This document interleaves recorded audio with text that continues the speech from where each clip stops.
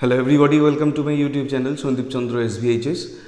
যারা মাধ্যমিক এই বছরে দিলে, বলা যেতে পারে আজকেই মাধ্যমিক পরীক্ষা যে মেন সাবজেক্ট সেগুলো শেষ হলো, আর পরে রয়েছে শুধুমাত্র যে অ্যাডিশনাল সাবজেক্ট, হয়তো সবার সেই অ্যাডিশনাল সাবজেক্ট নেই। তো বেশিরভাগ জনের মাধ্যমিক পরীক্ষা আজকে শেষ হলো। তা আজকে এই মাধ্যমিক পরীক্ষা 2025-এ শেষ দিনে দাঁড়িয়ে এই মাধ্যমিক পরীক্ষা এই বছরের কেমন হলো এবং এই পরীক্ষা থেকে আমরা কি বার্তা পেলাম, যারা আগামী বছরে মাধ্যমিক পরীক্ষা দেবে, অর্থাৎ যারা ক্লাস 10-এ পড়ছো, তাদেরকে এই মাধ্যমিক পরীক্ষার কোয়েশ্চেন দেখে নিজেদের সম্পর্কে বা নিজেদের পরীক্ষার প্রস্তুতি সম্পর্কে যে ধারণাগুলো তোমাদের তৈরি হবে বা যে ধারণা ছিল সেখান থেকে কি কি চেঞ্জ করতে হবে, সেই বিষয়ে কয়েকটি কথা বলার জন্য আজকের এই ভিডিও। যদিও আমার ধারণা যে প্রত্যেক ছাত্রছাত্রী যারা পড়াশুনো করছো তারা অবশ্যই এই বিষয় সম্পর্কে অবহিত আছো, বা যেসব শিক্ষক শিক্ষিকারা তোমাদেরকে গাইড করছেন তারা নিশ্চয়ই তোমাদেরকে এই জিনিসগুলো জানাবেন। তবুও দু চারটে কথা যেগুলো সমস্ত বিভিন্ন সোশ্যাল মিডিয়ায় ছাত্রছাত্রীদের মুখে শোনার পরে যে ধারণা হয়েছে, সেগুলো দু একটা কথা আমি তোমাদেরকে বলতে চাই এই ভিডিওর মাধ্যমে। দেখো, বেশ কয়েকটা প্রশ্নপত্র, বিশেষ করে সায়েন্সের যে কোয়েশ্চেনগুলো রয়েছে বা সোশ্যাল সায়েন্সের যে প্রশ্নগুলো রয়েছে, তার মধ্যে এই বছরের যে একটা ট্রেন্ড দেখা গেছে সেটা হচ্ছে যে যে ধারণা এতদিন ধরে আমরা নিয়ে এসেছি যে একটা সাজেস্টিভ ভিত্তিক প্রশ্ন তৈরি করে গিয়ে পরীক্ষা দেওয়া, সেই জায়গায় কিন্তু একটা ব্রেক আসতে চলেছে। ধরো, আমার যেটা ব্যক্তিগতভাবে মনে হয়েছে, যেটা ক্লাস 11-12-এর ক্ষেত্রেও আছে, যেটা কাউন্সিলের তরফ থেকে একটা প্রশ্নের ধরন সম্পর্কে, এই যে নতুন সেমিস্টার সিস্টেম, সেই সেমিস্টার সিস্টেমে বলে দেওয়া হয়েছে যে টোটাল কোয়েশ্চেন পেপারকে যদি আমরা 40:30 মানে 40% প্লাস 30% প্লাস 30%, 40, 30, 70, 30, 100, এই হিসাবে যদি আমরা কোয়েশ্চেন পেপারটাকে ভাঙি, তাহলে প্রথম যে 40% কোয়েশ্চেন সেটা হচ্ছে ফর অল জেনারেল কোয়েশ্চেন, সহজ কোয়েশ্চেন, যেটা সবাই উত্তর দিতে পারবে।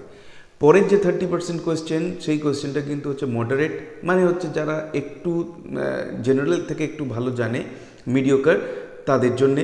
অর্থাৎ তারা 40+30 70%-এর অ্যান্সার কিন্তু তাদের কাছে ইজিলি অ্যাভেলেবেল হবে।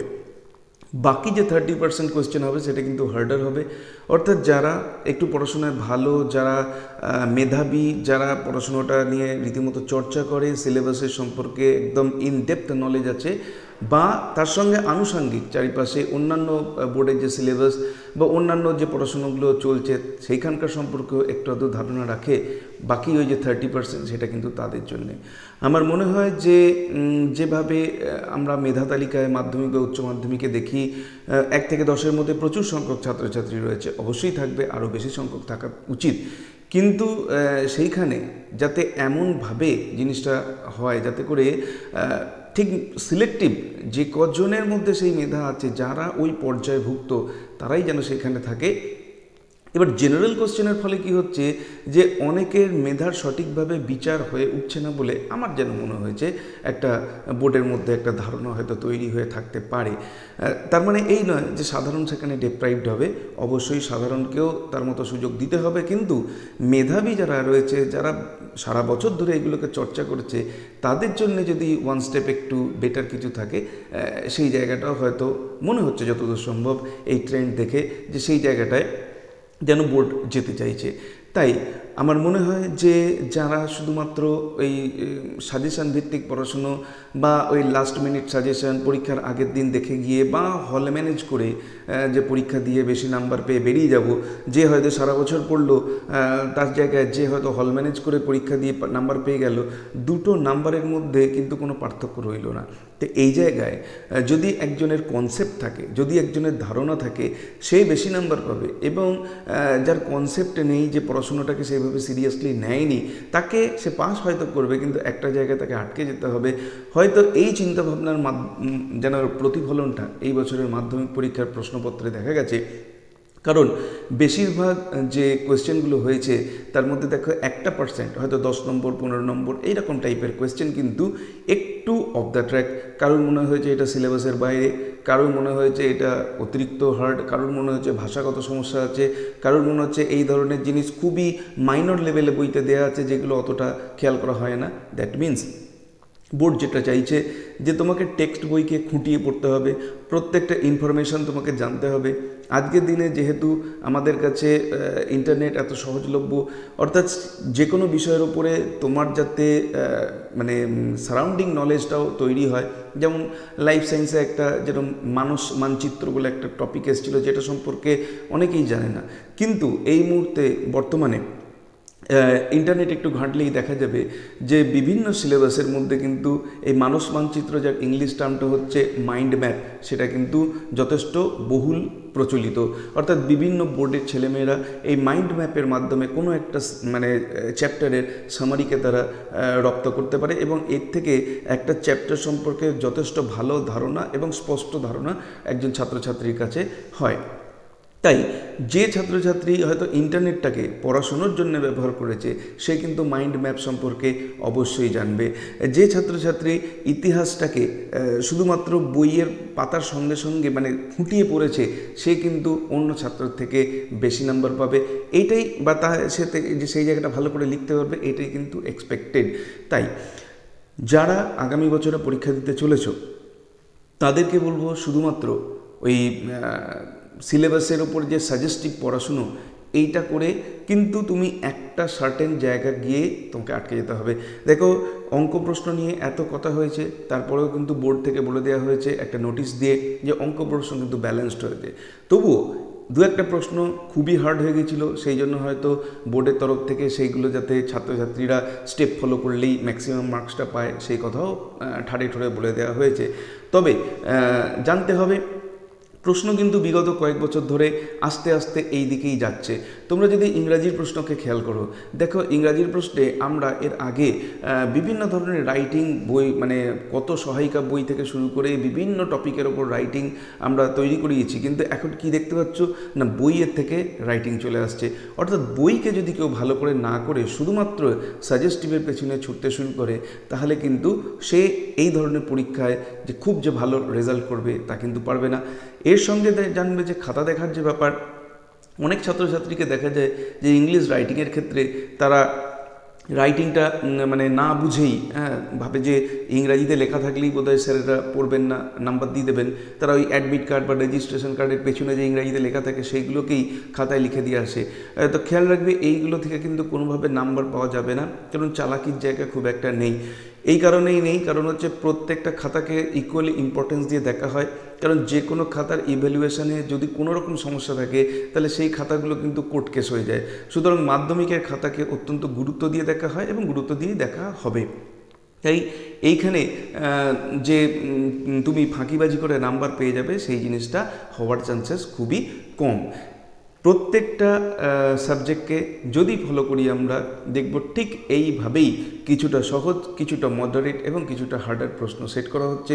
তাই আগামী দিনে যারা পরীক্ষা দেবে, তারা কিন্তু নিজেদেরকে সেইভাবেই তৈরি করো, যাতে করে তোমার পড়াশুনোর, তোমার মেন বইয়ের সঙ্গে তুমি যাতে আরও দু একটা রেফারেন্স বইকে অনুশীলন করতে পারো। আরও দু চারটে যে ওই সাবজেক্ট রিলেটেড যে অন্যান্য বোর্ডের বই যদি তুমি কনসাল্ট করতে পারো, তাহলেও তোমার হয়তো ধারণা স্পষ্ট হবে যে এখনকার সিলেবাসে এই টপিকের উপরে অন্যান্য বোর্ডের সিলেবাসে কী ধরনের পড়ানো হচ্ছে বা কিছু। মানে তোমাকে ভালো নাম্বার পেতে গেলে, তোমাকে র্যাঙ্কের জায়গায় পৌঁছাতে গেলে কিন্তু তোমার আউটলুকটাকে বাড়াতে হবে। শুধুমাত্র নিজের সিলেবাস বা নিজের বইয়ের মধ্যেই আটকে থাকলে হবে না।